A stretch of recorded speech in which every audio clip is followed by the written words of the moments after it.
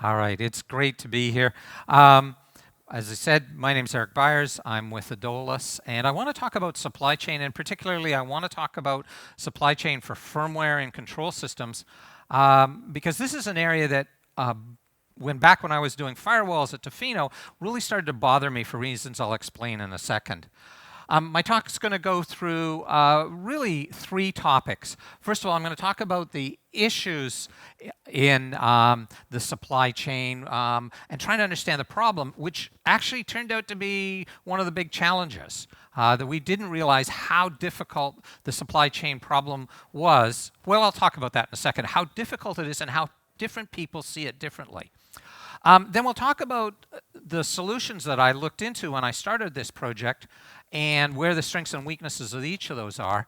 And then finally, I'm going to talk about building a community and what we've been doing at aDolus to build an information sharing community around supply chain information.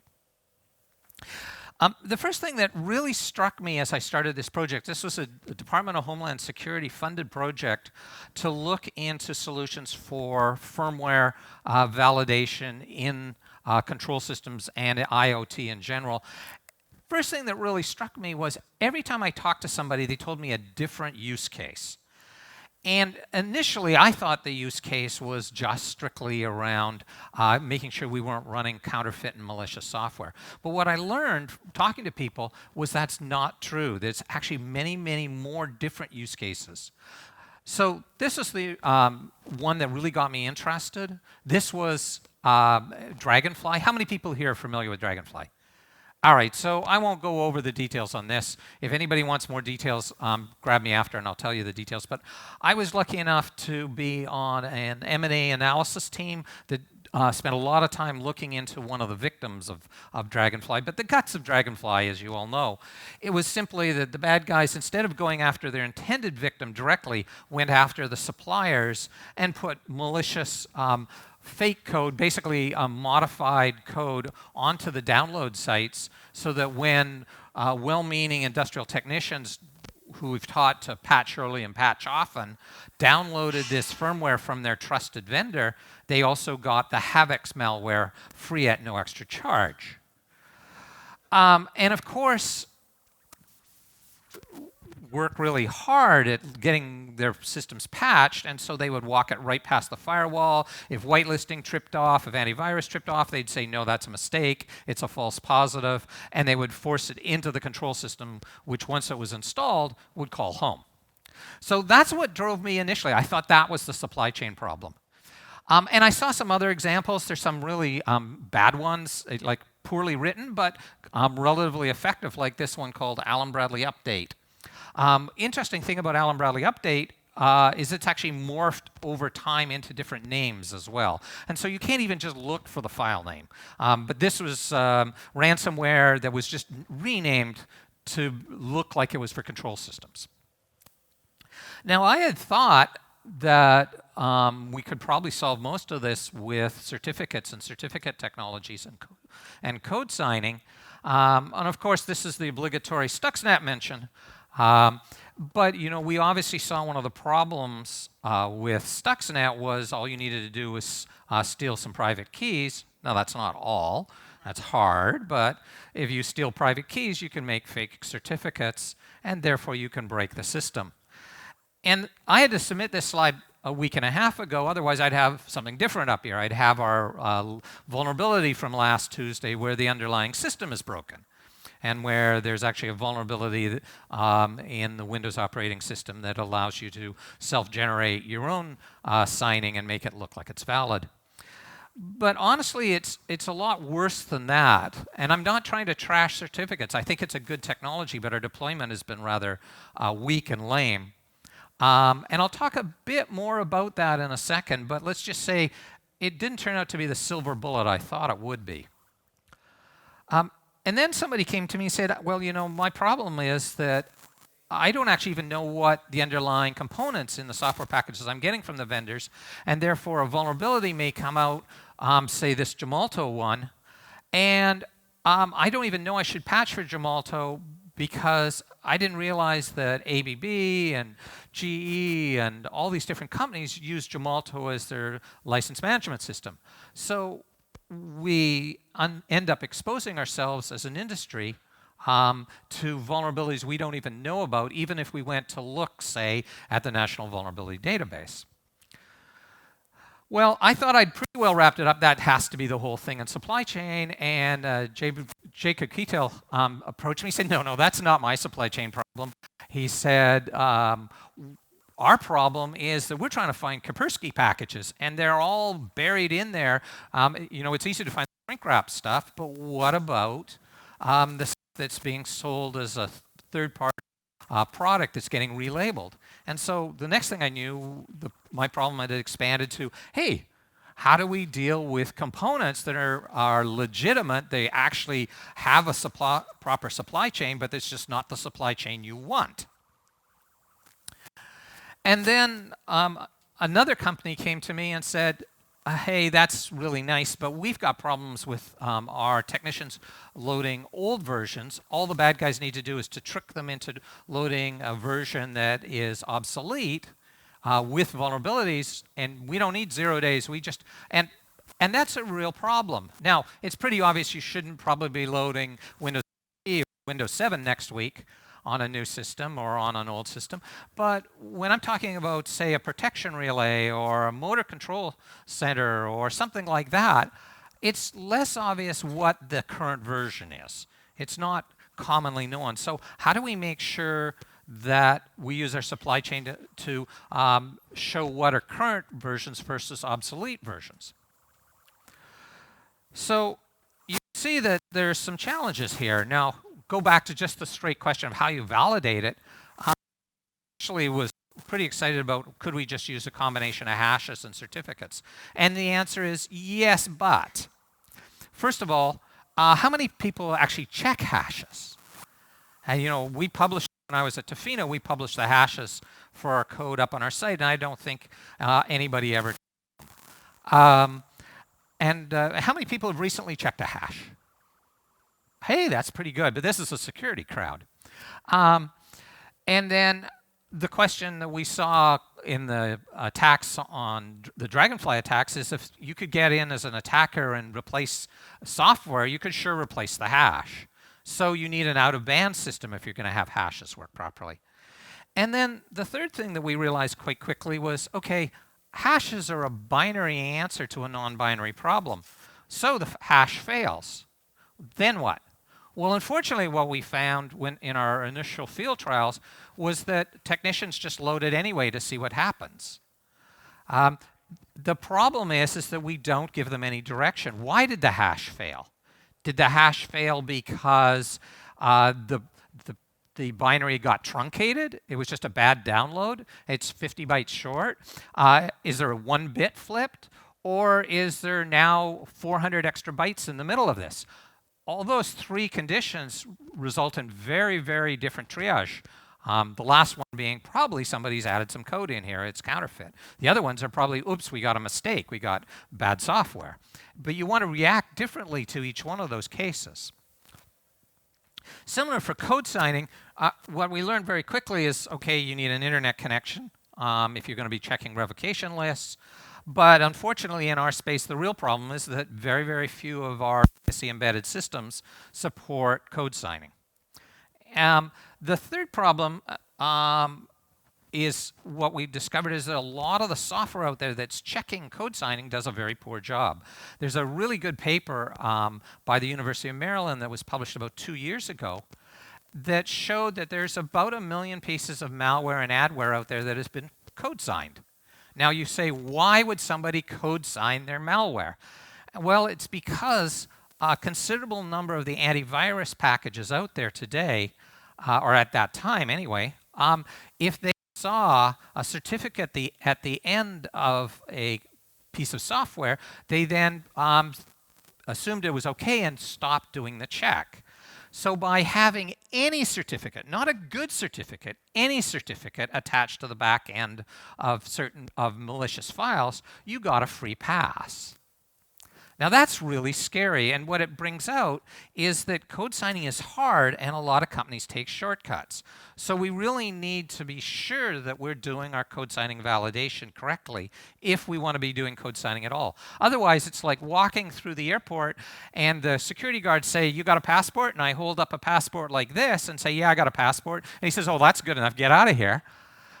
I mean, that's what we don't want to happen with code signing. We want to make sure that if we are going to use code signing, we have really robust code signing check mechanisms. So out of all this, it became pretty evident that given a piece of software and enough patience, I could validate whether it was good or bad, and I could probably make that decision. But a typical technician on a plant floor, he's dealing with thousands of devices, he's dealing with hundreds of vendors, and then for any piece of software, you can look at probably 100 different databases.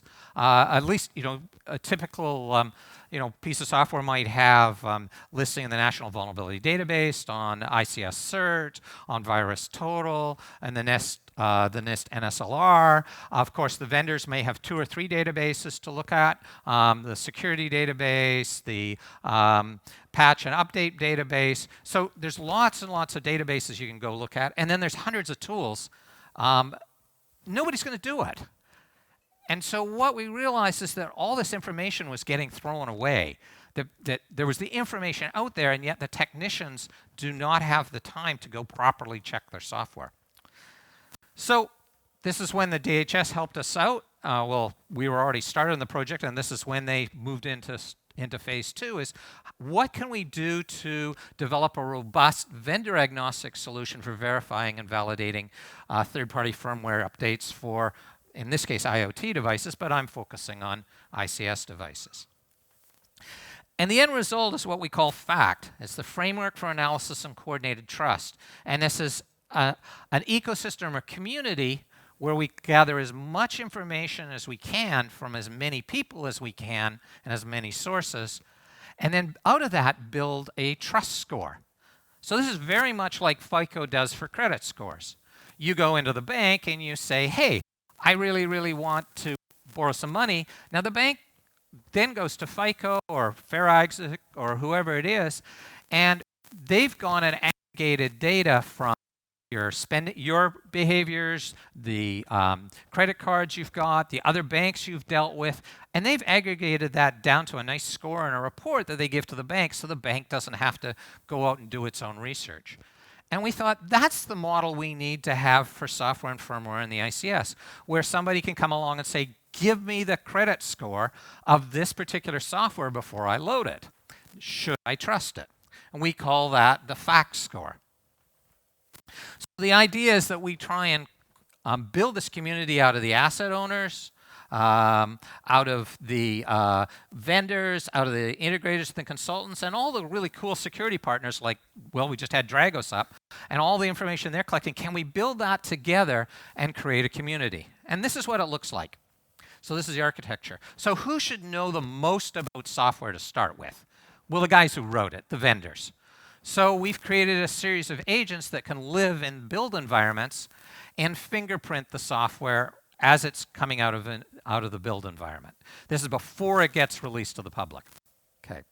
And fingerprinting includes hashes, but it includes a whole bunch of other markers for the reasons I mentioned earlier. Just having the hash isn't good enough. You need other markers that you can say, "Hey, well, if the hash doesn't match, what's it close to, and who do we have to go tell that there might be counterfeits?" So there's a bundle of information that comes back. With that, we also start to take it apart and build a bill of materials out of it. And once we have the bill of materials, we just keep rinsing and repeating, building these fingerprints and bill of materials. And with that software bill of materials, we start doing analysis and then going out onto the internet and working with our partners. And it could be something like VirusTotal, it could be the National Vulnerability Database, and we start to collect what is known about those components. And then lastly, asset owners with either tools or just going to the website can go in and when they have a package, they can get back that FACT score. Okay. Now, what I'm going to show you in a second is a website, but what I want to really make it clear to everybody is the website is just the front end for an API. It's just an example.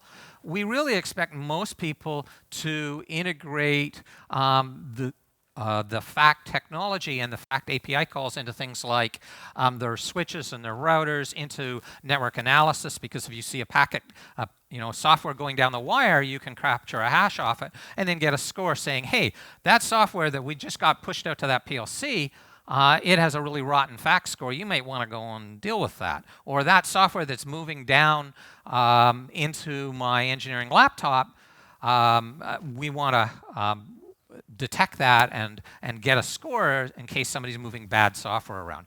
It can be sitting on the network. It can be sitting on the laptops. It can be anywhere you can collect information about packages. You can feed it back up using the API and get reporting back.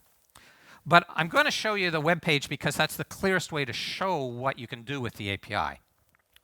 So let's take this software here. This is a Rockwell binary. If you know Rockwell binaries for controllers, they're pretty obscure. They're not a standard operating system. They're proprietary. So looking for code signing on it, looking for all the usual techniques in the headers won't work. But what we can do by building out this database, we can say, hey, yes, Rockwell actually released that package. That binary was originally shipped inside this particular distribution bundle, and that distribution bundle came from Rockwell and was signed by Rockwell. Therefore, we can trust that binary. So even though the binary doesn't have code signing in it, it can inherit the code signing from the original distribution mechanism. But how about this package? Looks like an identical binary, same name. We don't trust it because we've never seen Rockwell distribute it, and therefore it was never part of any code signed bundle that they released, and the fact that it looks awful lot like a typical Rockwell binary but not released by Rockwell gives us a high degree of confidence that maybe you shouldn't load it, or non-confidence. Same with certificate chains. One of the important things here is how can you quickly determine the state of a certificate chain? And by doing that in a central place where we can focus on making sure that the chain checking technology is up to date and the latest, we can watch for things that are being signed with incorrect chains. And one of the vendors actually approached us a little while ago that we're working with. Actually, he's here, Brian Owen from OSIsoft, and said, hey, why don't we give you our typical chains and you can pin them and we can actually look and see if, yes, stuff is being signed, but it's being signed in a non-standard way. You can warn us and warn the customer. Okay. I mentioned vulnerabilities, and here's a good example. Here's a package that we've broken out into a software bill of materials, and the package has got a low score because it contains a module that was released by Gemalto, and you can dig in, and you can keep digging in right down to looking at the CVEs for that particular package. This is another thing that came out of working with OSIsoft. They've been absolutely terrific vendor to work with on this, is they said, why don't you mark our packages when they're obsolete? Why don't you let us score them as obsolete so we can downgrade them? So that maybe it's a perfectly valid package, maybe there's no vulnerabilities, maybe a whole bunch of things, but we don't want our customers to be loading them, so let us push scores down. So by working with the vendors, and this is a good example, it's a Pi package, but you'll see down here, it says the product owner has reported this file as obsolete. Okay. Now, one of the things that people ask me is, why would the vendors want to contribute and be part of this? And the answer is because we really let them work with the community to understand how the community sees their software. And one of the things that's been a problem in our community is false positives.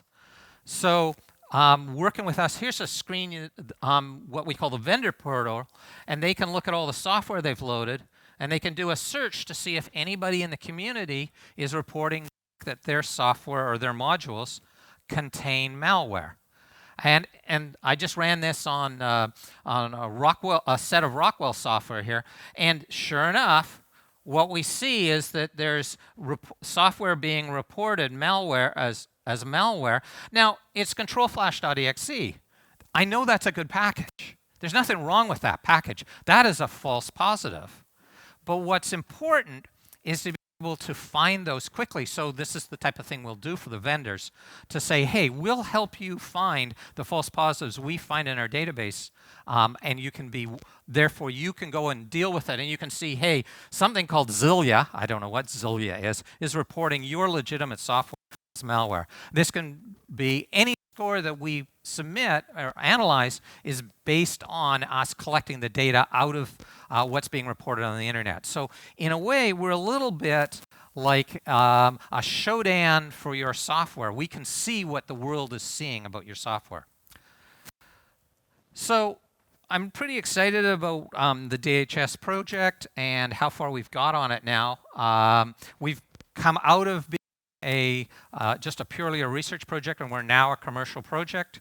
We now have a couple of large clients, majors that you guys know, and we're now moving it along until it'll be a fully now a fully functioning community that anybody in this room can join, whether you're a vendor, whether you're an end user, whether you're a security provider, or whether you're a consultant. I invite you to participate.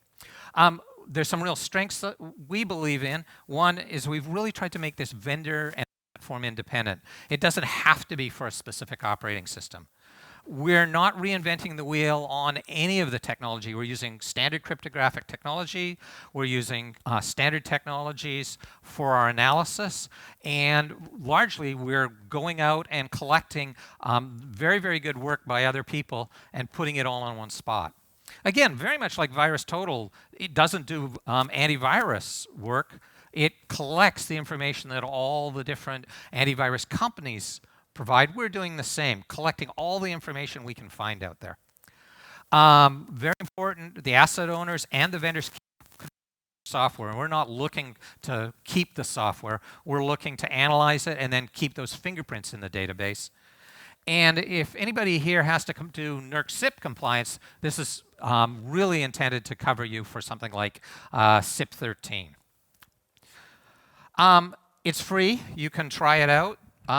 There's a typo on there. It's portal.aDolus.com. And you can just go throw some samples at it, just like you would antivirus or Shodan or anything else. And test it out. See what feedback you get, and give us feedback. Tell us what you think. So if you guys can't see that in the back, it's portal.aDolus.com. And you can go in, and if you want to, that's the free version. And then, of course, for corporate participants, we can give you a full role-based access model where you can track who's submitting software, who isn't, API access, all the tools you need to actually make this a corporate package. So with that note, we still got 6 minutes. Anybody have any questions? Yeah, I mean, our intent is to collect all possible information. So anybody who comes to me and says, hey, we've got another database you can look as a counter, great. So we've been talking to one of the other major antivirus companies that provides a service like that to make API calls so we can do, say, a comparison of the two. But the other thing we really want to do is work with the vendors to say, hey, these are false positives. Here's a list of false positives we're finding. I can't go to those antiviruses on your behalf, those companies, but since I can give you a list, it's going to be easy for you.